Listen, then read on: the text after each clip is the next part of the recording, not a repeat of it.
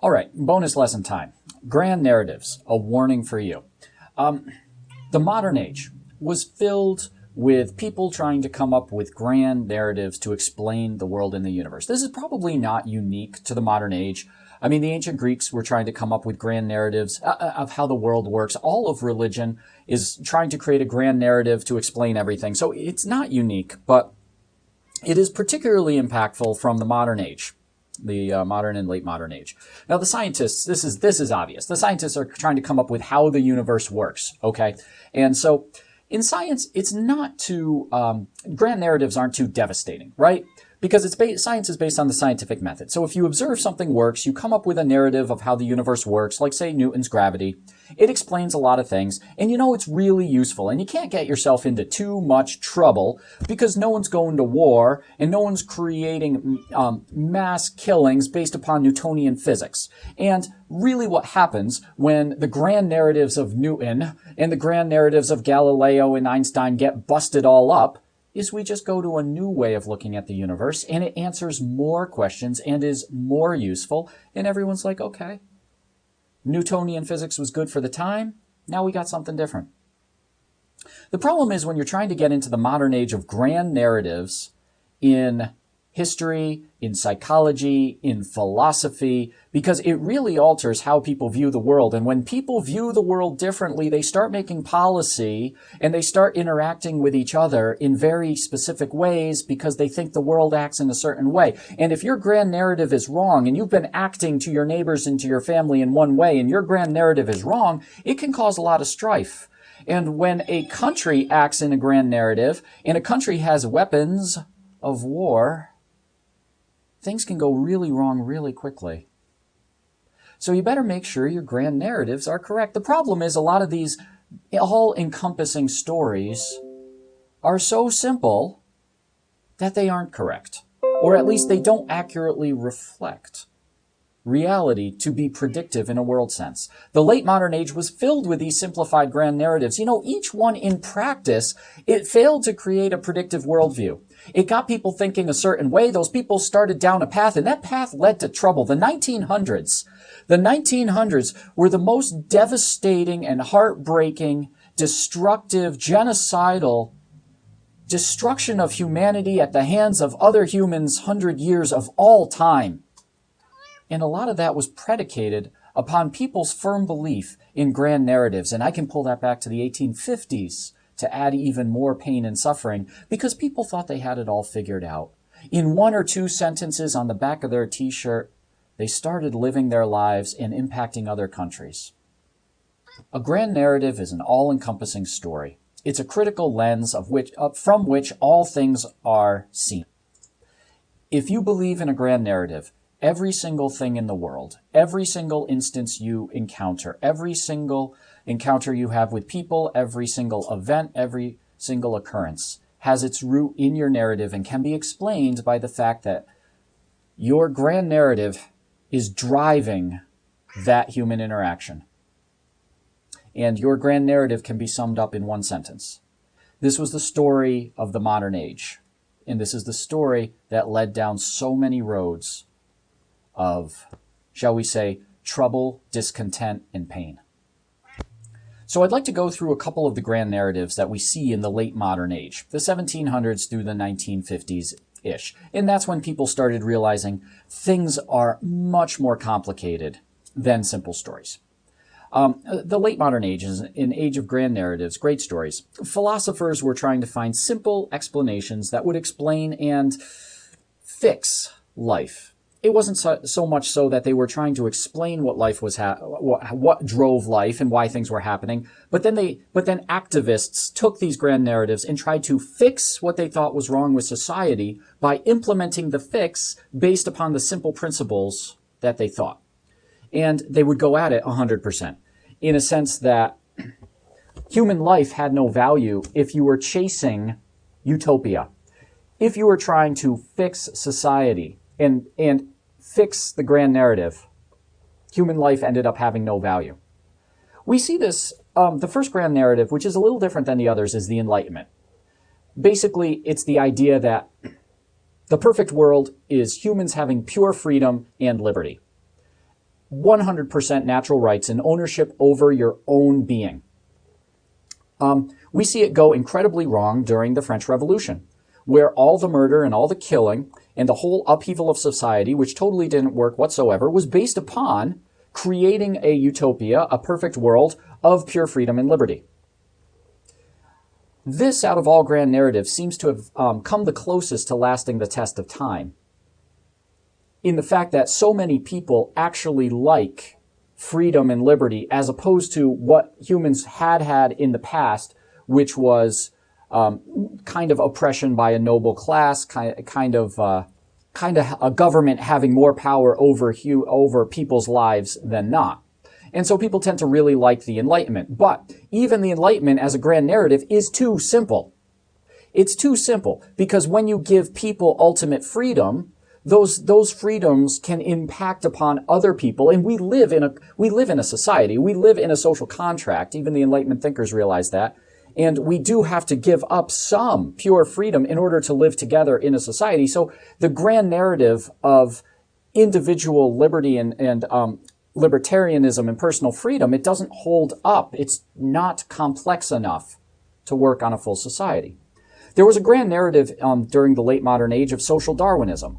The idea, Darwinism was survival of the fittest in animals, but the social Darwinists, they actually believed that cultures could be ranked as in more survivable or better adapted for the world. So a social Darwinist said that the world is very simple. All cultures are ranked in order of how effective they are and how advanced they are.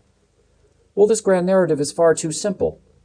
And this led to the colonization of some countries taking over other countries. And this led to the dehumanization and not just the ranking of people, but not just the ranking of countries, but the ranking of people.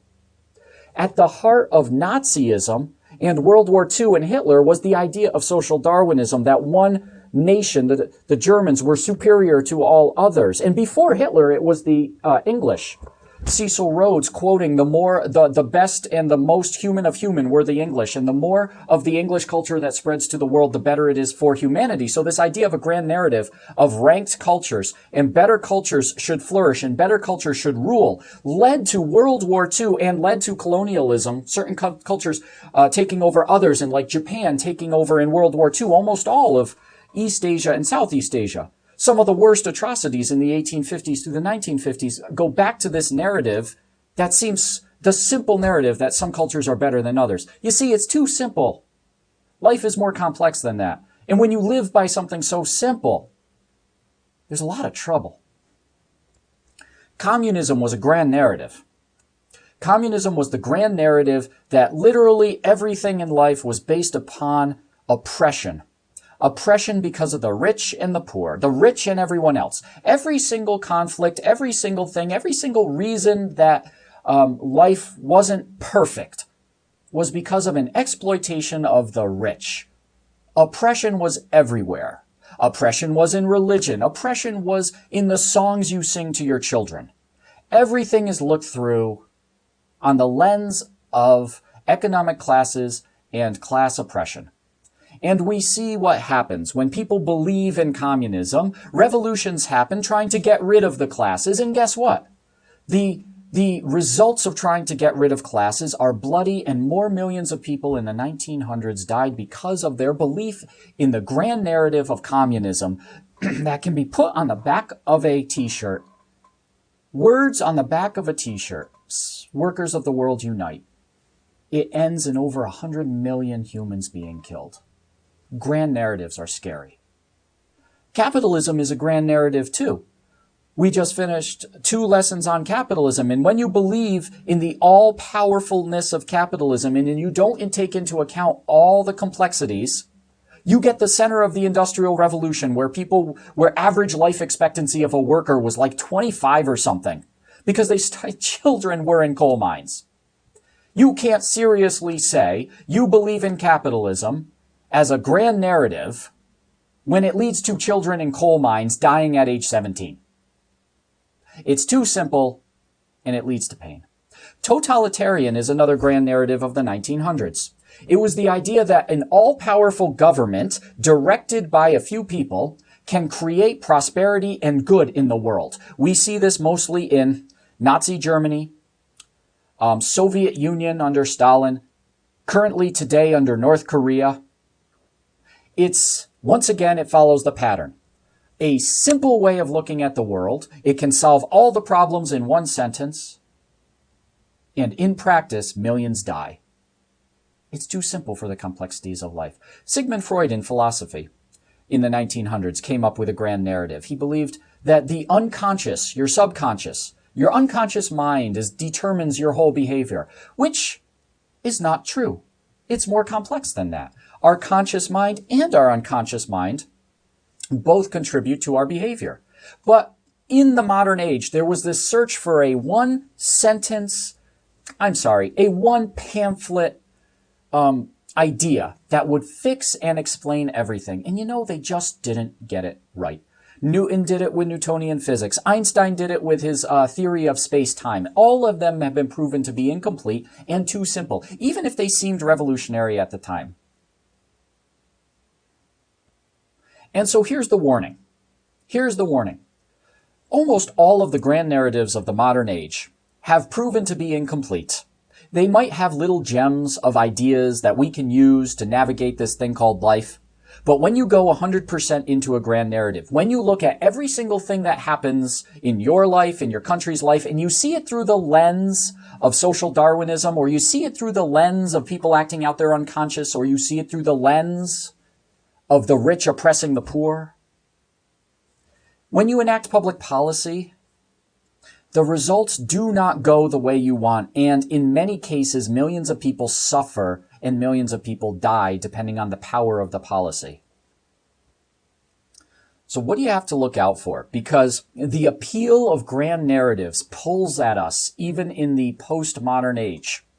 We still have many, many people listening to, promoting grand narratives. And it's very enticing because of the simplicity and the promise to fix society, to promise to end suffering because we understand how things work. The warning is people are still trying to push these narratives, and they are still trying to make major, major changes to society based upon these. So what do we watch out for? Number one is simple narratives that can be understood within a couple words. If your view of the world can fit on a t-shirt, or if you can learn it in an introductory first-year college course, it's probably a grand narrative, and you probably can't make good public policy on that. The results aren't going to be what you think they're going to be. Life is too complicated. And chances are, someone's already tried it before in history. They just called it something different. But because you haven't studied it and no one cares to study it enough, you think it's a new idea, but it's really just a repackaged, regifted old grand narrative that didn't work in the first place, coming around again by a whole new generation that thinks they found the answer, but doesn't know that it didn't work in the first place.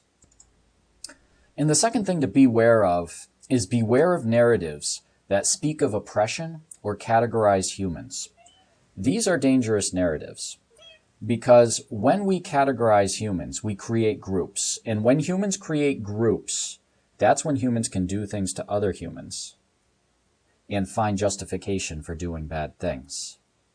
When humans speak of oppressors, they speak in the terms of violence. If someone is oppressed, then violence is justified against the oppressors. So as soon as you have any talk of categorizing humans into groups, or what's even worse is to categorize oppressors versus oppressed, you have a narrative that leads down the path of revolution or violence among groups. And when you look at the grand narratives, communism was a grand narrative of rich oppressors versus workers, and it leads in revolution. Social Darwinism ranked different nations and different cultures and ordered cultures as one culture is better than the other. One nation is better. The peoples of one are more everything than the others, and that led to nations conquering others and oppression.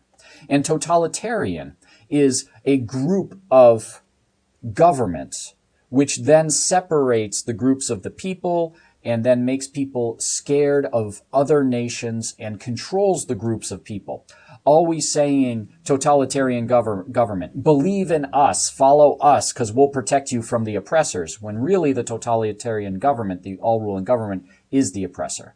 So as soon as someone comes and says, there's oppressors and the oppressed, and we are this one group and the others are this other group, and in order to fix society, we have to believe that life is all about the grand story and the grand narrative.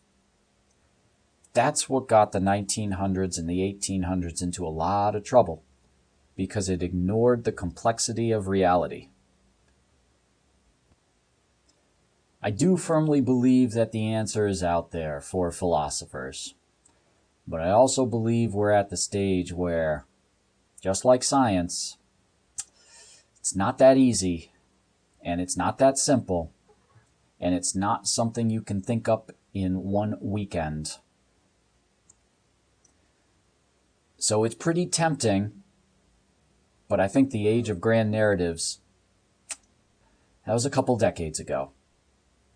Sorry, the answer isn't going to be that straightforward. Thanks for watching.